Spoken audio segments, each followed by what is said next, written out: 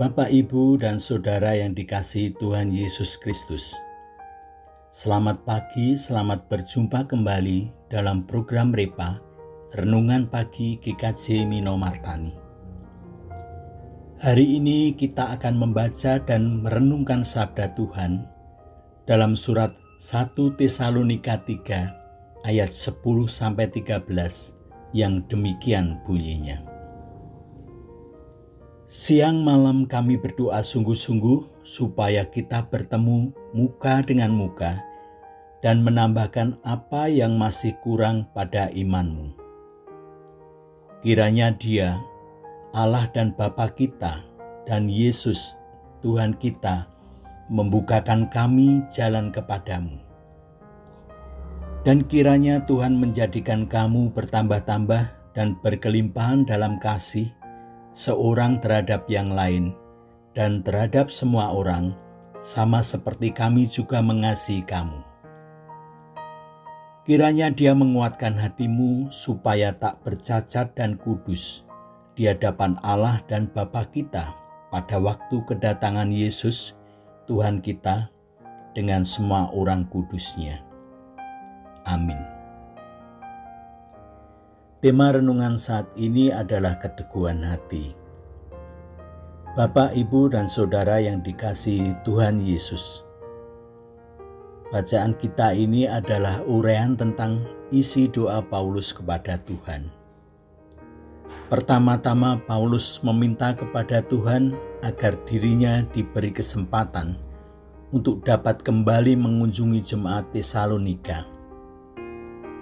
Kedua, ia memohon kepada Tuhan agar jemaat di Tesalonika semakin dipenuhi dengan kasih, sehingga mereka hidup saling tolong-menolong dan saling membangun satu dengan yang lain. Ketiga, Paulus berdoa agar Tuhan menguatkan hati jemaat Tesalonika, sehingga tidak bercacat dan kudus pada waktu Tuhan Yesus datang kembali. Menarik untuk kita ketahui apa yang dimaksud dari kekudusan dan tidak bercacat di sini. Untuk menjawab pertanyaan ini, penekanan pada frase kiranya Dia menguatkan hatimu amatlah penting. Kekudusan dan tidak bercacat di sini bukanlah merujuk pada tubuh atau fisik, melainkan merujuk pada sikap batin setiap orang. Hal ini dikarenakan ketika ada keteguhan hati kepada Tuhan, maka laku hidup yang muncul dari jemaat Tesalonika adalah laku hidup yang selaras dengan firman Tuhan.